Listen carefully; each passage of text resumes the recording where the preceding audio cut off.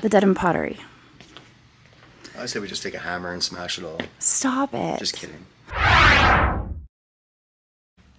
Well, you can probably tell by the very cluttered background that we are here at the shop today. I need to get some stuff done here. I've got about 2 hours to get as much done as I possibly can. So that's what we're doing today. Andrew is in the back packing packages. It's Wednesday. Wednesday we usually have the biggest load of packages because anything that's paid for on the weekend with 3 days shipping time, it lands on a Wednesday to be shipped out. So he's got a bunch of packages to ship today, and I've got work to finish out here in the front. And as you can see, there's a lot of work to get done. The shelves have been replenished because Shelby was here yesterday working on processing. So she's got more stuff on the shelves for me to list. And the table over here is also now full once again. I have a few goals today, and I wanted to share them all of you because you can help hold me accountable. I mean, I hold myself accountable, but you can help in addition to that. Somebody's walking by. I thought they were going to try to knock on the door. I'm like, oh no. But no, I've got some goals today, and we're going to talk about those goals, and hopefully I can get them accomplished in the 2 hours that I have. So here we go. This is one of my goals. My goals is to get one of my goals is to get the denim pottery listed. I feel very uncomfortable about having it just sit here on this plastic table, especially seeing as how this plate over here is worth a couple $1,000s. This quail plate, that's right, it's worth a couple $1,000s. I'm just going to set it back very carefully. And this one here is worth a couple $100, this turtle plate. The others are probably a couple $100 a piece. But yeah, there's bunny plates and swans and ducks and all sorts of critters. So I really want to get this listed and get it moved along. But part of the issue that I'm having and what's holding me back from doing that is because the last denim pottery plate that I sold was the chick plate. Sold for $1,200. I started it at a $4 auction price, and I was pretty confident that it was going to sell for what it was worth, and in the end it did. But now, with the way the economy is, I just don't know if I have the guts to start it at $4. I'm just like, am I feeling that gutsy? No, I'm not. I'm not feeling that gutsy. So I'm thinking I'm either going to list it, buy it now, or I'm going to do something I very, very rarely ever do, and that's start something at not $4. Start it like closer to what I would want for it. And I've done that only once before, and it was on a Fenton Epern. It was a red stretched glass, and that was only once. Only once have I ever done that, but I think I have to make a decision, and the first step to making that decision is getting photographs. So I'm going to photograph this stuff here, and then I'm going to make a decision on how I want to list it. Okay, so I'm going to start with the turtle plate here. Now, a lot of people ask me, what makes this so valuable? And my only explanation for that is that there is a collector's market for it, and there are a lot of people searching for this turtle plate. Denim pottery has different types of plates. Obviously, this is a turtle plate. I showed you the quail plate. There's owls. There's, what are some of the other ones? Mushrooms. They have some really cool plates. So I feel like people just want to build a collection, and this is part of that collection and one of the rarer pieces. The quail being one of the most rare, I guess. So that's what makes it valuable. And that's why I would list this to auction. And that would be the temptation to list it to auction, because there's a demand for it. Now, I have to consider the state of the economy right now, and stuff isn't really moving on eBay, and that's a sign that eBay auctions might not be the best way to go. But let's take the picture, and then we'll make a decision. I need your vote on something. My vote on something? What do you need my vote on? The denim pottery. I say we just take a hammer and smash it all. Stop it. Just kidding. Given how much it's worth, yeah.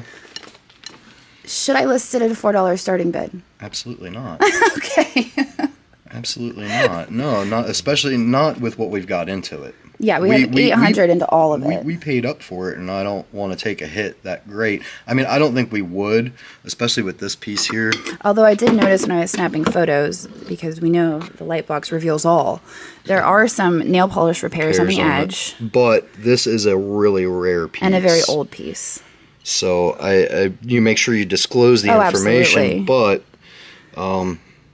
I mean, you can put it up at a reasonable price. You don't have to put it up at full price, obviously, because it's been repaired. Should I list it at a high auction start, or should I just list it at a buy it now? I would just list it as a buy it now. That's kind of what I'm leaning towards. That would be where I'd go with it. I'd come up with a fair price. Yeah. And list it as a buy it now at a fair price. Fair enough. I mean, I think this is pretty cool. From what I understand, the auction house had gotten several calls just about this piece. Yeah. So I know there's some good interest in it and value. And well, when you look on Morse Point and you search for Dedham pottery plate, yes. and you search highest to lowest, this is one of the highest selling plates. Gotcha.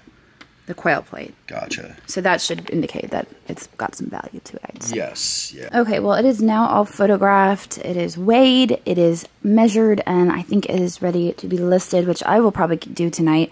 Usually when I'm sitting in front of the TV is when I do most of my listings after I've already photographed it. So as far as what we're going to put to buy it now versus auction, these ones I think are definitely going to be buy it now. And then also this guy.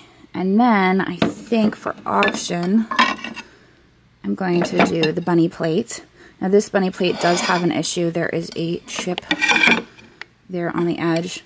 I gotta be careful moving all of this around. Last thing I need to do is drop it. This bunny plate is in pretty good condition though. I don't see really much wrong with this. There are some edge marks, but no cracks or crazy chips. This one, and maybe you could give some insight on this, I believe that this one was broken and then repaired. The evidence being this right here. At first, maybe I thought it was a glaze defect, but it appears that this here is a crack because the rest of it is just kind of raised, but this you can actually feel a crack. And on the back, if you turn it around, there's no glaze in the center. And every single plate that I've photographed has a glazed center. So I'm not sure if this one was repaired, possibly, and as a result, but what's weird about it is it does still have a marking on it. So this one is kind of giving me weird vibes. So I'm probably going to end up listing this one as a auction because it's got me confused. And as is, too. Of course, we always detail all of the damage or suspected damage in the listing, but I love the swans. I'm pretty sure those are swans as opposed to these ones, which I believe are ducks. Now, there is a Dedham pottery book somewhere in these boxes, which I'm thinking maybe I should try to dig out just so that I have a better understanding, but I'm just not sure which box it's in. I will haul this stuff at a later date, but I think I'm going to dig through it real quick, maybe give you a sneak peek as I'm searching for that book. This was super cool. These art pottery pieces. This one's not signed. Let's see if I can find one of the really cool ones. So, oh, not that one either. But you'll see a common theme here once I... This one. Oh, here we go. So these vases have organs on them. They have organs on them. How cool was that? I mean, that's really cool, right? I thought they were signed, but I'm realizing they're not. Which really surprises me because they're so unique and kind of funky. You would think that somebody would put their name to these. But here's a heart, a brain. I think those are kidneys and lungs. I'm not sure what that is. But there's a bunch of them. And the reason I said there's a common thing, I think this one's supposed to look like a brain. And this one... not sure what this one is supposed to look like. Obviously, this is just an antique vase, but there are, I think, like 6 or 7 anatomy vases, which are really cool. If you know who makes them, let me know in the comments, because obviously they didn't bother signing them. There's no signatures at all. Maybe on one of the other pieces there will be a signature, but obviously the book is not in that box. This was crazy cool. This one is signed. You can see the signature right there. It's kind of like a Picasso looking thing, but it is a mug. That one was just sitting right there on top. I wonder if the book is under this painting. Moment of truth. No, that's a bunch of Andrew stuff. Maybe it's under the Andrew. What is this? What did I buy? Oh, I bought this lady. I really liked this. I think it's a print, maybe. It's marked on the back. Nicholson. Top landing. Hope is what it's called. Yeah, we need to clean off that frame. There you go. Now you can kind of see her better. It is very reflective though. But I really like her. Anyway, it's an interesting frame. It definitely has some age to it. But I bought the lot for her because I thought she was just fantastic. And I didn't know if she was a print or not. I mean, if it is original artwork, it's very, very, very well done. Which makes me think that it's probably a print. It's Andrew's stuff. Oh, I bought this too. That was in the lot. This one is a, what's his face? It's the guy with the girl in the field. Can't remember his name. He has that famous painting with the girl in the field, but I cannot remember his name. Oh, I think it's marked on the back, is it? Oh yeah, there we go. Andrew Wyeth. Bryn's Mill, collection of Mrs. Andrew Wyeth. I believe that is a print. So there's that, and then I'm not going to bother to unwrap everything, but here is our magical book. So we have all of the notes from the original collector of these plates, which is really cool. You don't often get that backstory, you know what I mean? Here, oh, this is what they originally paid for this stuff. This is really cool. So the rabbit plates with the chip, they paid $60. I think there's only one rabbit plate with a chip, but they paid $60. A rabbit is a baby. Oh, I get it. Okay. This must be baby rabbit, and that's mommy rabbit. So the rabbit is a baby plate. They paid $110 for. The turtles, because it's exquisite. Yes, it is. Yes, it is. They paid $365 for that. Ducks were an anniversary present, $300. Stock market cash gift. $357, and the Nouse. Oh, well, wait a second. Is that the quail? Is the quail actually a gnouse? Just kidding, I know how to pronounce that word. And here are all the receipts. So this is a pretty cool book. It has lots of patterns in it. You can see some of the variations. Which is really cool. So there is a tufted duck, and then there is a regular duck. There's fish. This is a grouse. I think that's what we have here. I'm starting to think maybe it's not a quail. There's several listed as quail, but I'm certain that this is a grouse. And maybe grouse and quail, there is a name. Maybe that's the same thing. But that is definitely that plate. There's butterfly. The polar bears, I believe, sell really well when I was looking up comps. Oh, and there's different variations of the rabbit. There's the one-eared rabbit. There's a rabbit with a monogram. Oh, here's the mushrooms that I was telling you about. And there is the owl. So I'm not going to show you guys the whole book. If you like the book, you could probably find a copy of it online. But it's just really cool. And if you think about it, it's really neat that somebody has built a collection based on the different, it's like collect them all. Kind of like when I was a kid and you had Pokemon and you wanted to collect them all. In this case, it's plates. You could collect all the different patterns. So anyway, that's really fascinating. Definitely going to add this to our library. So while I'm over here, I figured why not list some of this stuff. Originally, I was going to keep this for myself. It is a set of Pyrex Cinderella mixing bowls, but I'm actually leaning towards listing these now because I have the orange set and I have the blue set. I don't really need the green, even though I like it. And then maybe I can list these primary bowls as well. These were in really good condition. I could tell they weren't really run through the dishwasher. So there's only 2 of them though. Would have been a set of 4. So I'll list these as well. This is something that we have set aside for the booth.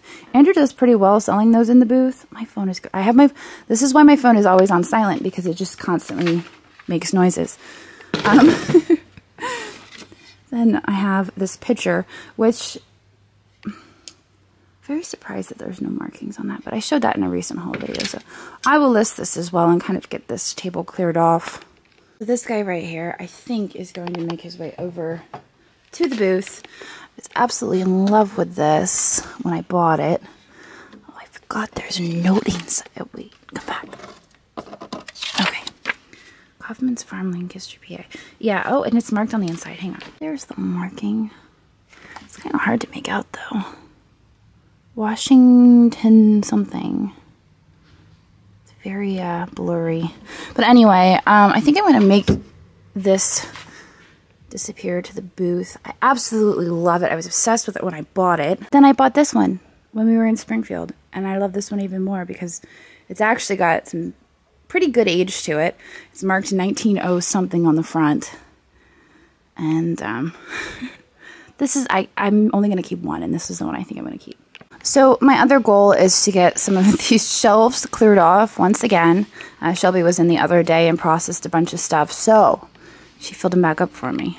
This table is also filled back up. Fortunately, the sink area is pretty much clear, except for the Fiesta that I need to list today and these cup plates. But I feel like I need to get this cleared off, and I was thinking of maybe moving one of those plastic tables over here to give her more space to work with. A lot of you have been asking about the Money Pit house and what's going on with that.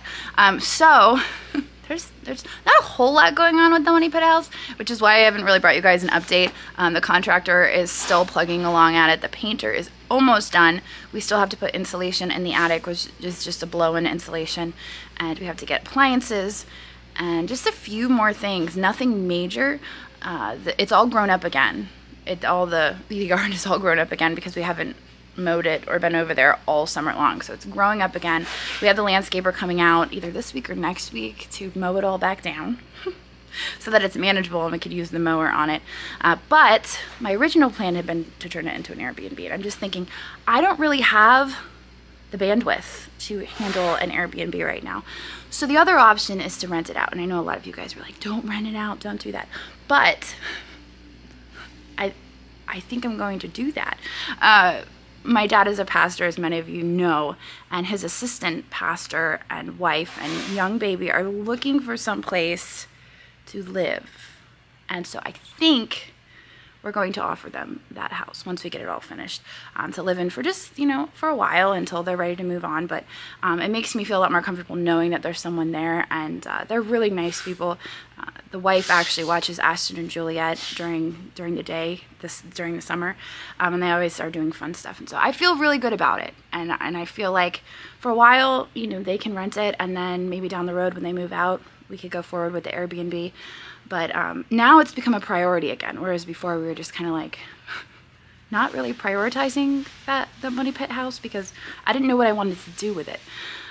So now I think next week we're going to have a local junk guy come out. He's got a dump trailer, and he's going to assist us in clearing back out the garage because we couldn't get a dumpster. There were no dumpsters available. So the contractor was putting all of the trash and stuff from the construction into the garage. So we had to clear all that out again so that we can get to the stuff that we can sell. And as far as the stuff that we can sell, the plan is to actually send it to auction. I don't think I have the capacity to list that on eBay on top of everything else that I have. So we're going to send it to auction, and I'll let you guys know where if you want to bid on it.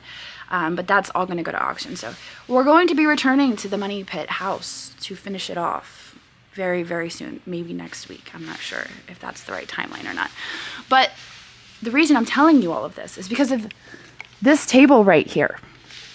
I want to clear off the table so that when I bring this stuff over from the Money Pit house, Shelby can process it for us.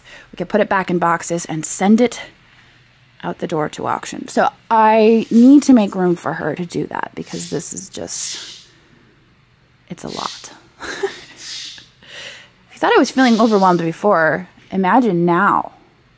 But anyway, we're gonna get through it. So my goal is to clear off this table. And in order to clear off this table, I have to clear off those shelves because the stuff goes from the table to the shelves. So I'm going to keep listing, and I'm going to clear off as much of it as I possibly can. That's my goal. That's my goal number 2. Goal number 1 was get the Dead and Pottery listed.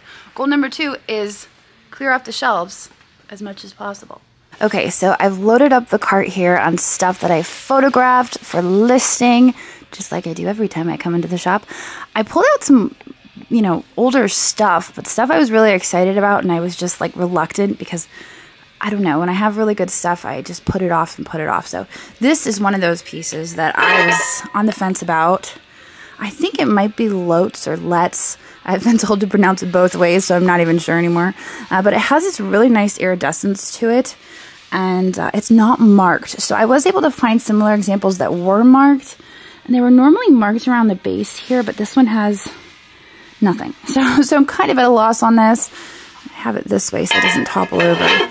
But this is one of the pieces I've been holding on to. You can also see some other recent stuff like this. I bought that recently. But I wanted to point out the fact that I have a ton of Christmas stuff on this cart. You can see down here I have these, I think these Repair One Christmas plates. And I have the Santa Peggy car that you saw. And obviously a few of these Christmas trees. And I've decided that I'm going to be making all of this go live on July 15th, which I think, if my video schedule stays consistent, should be tomorrow. So a lot of the Christmas stuff will be going live tomorrow. I'm going to have buy it nows, and I'm also going to have auctions. It's going to just kind of be a mix, but everything should be going live at 7 p.m. Eastern. So you'll be seeing a lot of Christmas stuff popping up. I also have this tree over here. I believe this one is Murano. The others I'm not so sure about, so I'll probably just list them as art glass. Here's the dent that I made on the shelves. I started here, and I kind of went both directions, and then I went up. So I got some stuff done. I still have a lot to go. Shelby's table back there is completely full, so I'm sure she'll help me load this back up.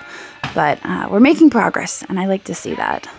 I was also able to clear off most of this table here to reclaim it as a workspace. So obviously I took those Cinderella mixing bowls, and I'm probably going to do these as well. We have this Reborn Doll. We had bought a bunch of these Reborn Dolls at auction, and we sold all of them but this one. This is the one that Juliet really liked, so she held on to it for a little while. But I think now that she has an actual baby to fawn over, we could probably list this one. So that'll probably be going up on eBay. It's very heavy. It has the weight of an actual baby.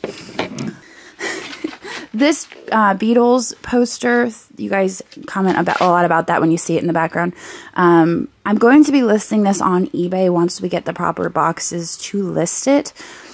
And also the Sex Pistols painting that Andrew says, you know what, why don't you just list that? So I'm going to be putting that up as well.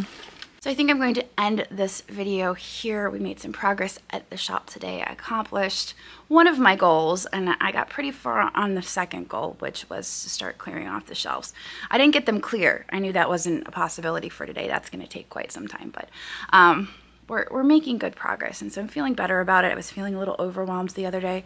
And the reason I share my being overwhelmed with you guys isn't to get pity or anything, just to, you know, let you know that we all go through it. We all get overwhelmed at times, and I know a lot of you have commented that you have a lot of inventory, and it's started to feel overwhelming for you, and I'm in the same boat. So I'm gonna get out of here now. I'm gonna head back towards home, but I hope you guys enjoyed this video, and I'll see all of you tomorrow. So long. Thanks for watching, and I hope you enjoyed this video. In case you spotted something you just can't live without, we do post 25 to 30 new items in our eBay shop every single day, and I've posted a link to that down in the description.